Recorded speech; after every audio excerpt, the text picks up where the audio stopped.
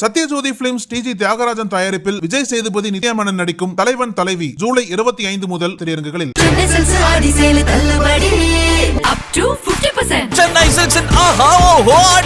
பழைய நகையை கொடுத்து White 11 monthsல அதே அடைக்கு புது நகையை எடுத்துக்கோங்க. எக்ஸ்ட்ராவா ₹1 தர வேண்டாம். Magic old gold exchange. Pudukkottai, Thanjai மாவட்டங்களில் பைக் திருட்டுகள் நாளுக்கு நாள் அதிகரித்துக் கொண்டிருக்கின்றன. பல இடங்களில் சிசிடிவி கேமராக்களில் சிக்கிய திருடர்களை கூட பிடிக்க முடியாமல் போலீசார் திணறி வந்துள்ளனர். அந்த வகையில் கீரமங்கலம் அடுத்த மேற்பனைக்காடு கிழக்கு கிராமத்தைச் சேர்ந்தவர் பாஜக பிரமுகர் ஆனந்த். இவர் கடந்த ஜூன் மாதம் 22ஆம் தேதி மதியம் தனது பெரியப்பா வீட்டு வாசலில் பைக்கை நிறுத்திவிட்டு வீட்டிற்குள் சென்றுள்ளார். அரை மணி நேரம் கழித்து திரும்பி வந்து பார்த்தபோது வெளியே இருந்த பைக் காணாமல் போயிருந்துள்ளது. இதனால் அதிர்ச்சியடைந்த ஆனந்த் அந்த பகுதியில் உள்ள சிசிடிவி கேமராக்களை பார்த்தபோது லேசான தாடி வைத்த ஒரு இளைஞர் தனது பைக்கை திருடிச் செல்வது தெரிய வந்தது. இந்த சிசிடிவி பதிவுகளுடன் ஆனந்த் கீரமங்கலம் காவல் நிலையத்தில் புகார் கொடுத்துள்ள நிலையில் போலீசார் விசாரணை மேற்கொண்டு வருகின்றனர். அடுத்த 3 நாட்களில் சதீஷ் என்பவர் கீரமங்கலம் மேற்பனைக்காடு சாலையில் உள்ள ஒரு கடை வாசலில் தனது பைக்கை நிறுத்திவிட்டு கடைக்குள் சென்றுள்ளார். சரியான சமயம் பார்த்து அங்கு வந்த 2 நபர்கள்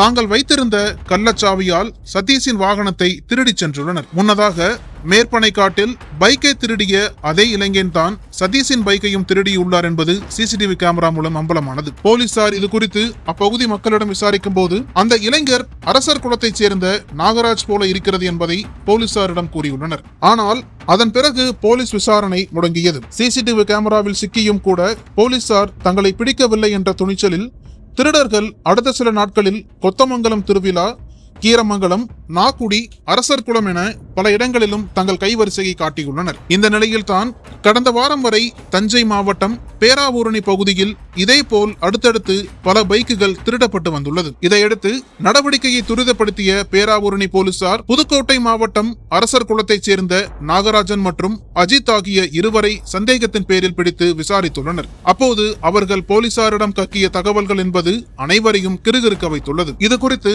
அஜித்குமார் அளித்த வாக்குமூலத்தில், நாங்க பிளான் பண்ணி நிறைய ஊர்ல பைக் திருடி இருக்கோம். பொறுமையா நோட்டமிட்டு யாருக்கும் தெரியாம ஒவ்வொரு ஏரியாவிலையும் பைக்கை தூக்குவோம்.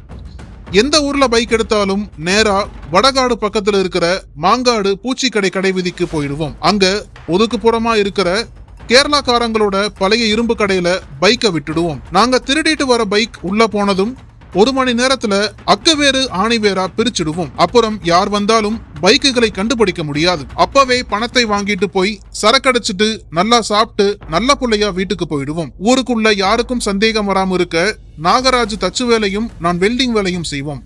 அப்புறம் நாங்க ரொம்ப புது பைக்கெல்லாம் திருட மாட்டோம். புது பைக்னா ஈஸியா கண்டுபிடிச்சிருவாங்க. பழைய பைக்ல மட்டும் அதோட லாக் கொஞ்சம் தேஞ்சிருக்கும். அதுல எங்களோட கள்ளச்சாவி போட்டா ஈஸியா லாக் ஓபன் ஆகிடும்.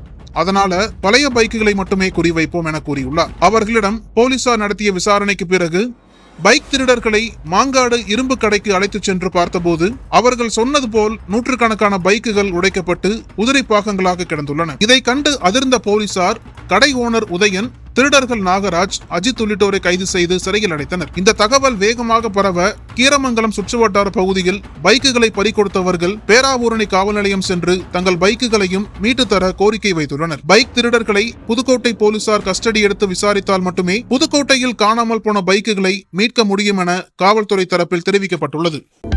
அனல் பறக்கும் செய்திகளை அப்டேட் செய்து கொள்ள நக்கீரன் களத்தை இப்பவே சப்ஸ்கிரைப் பண்ணுங்க.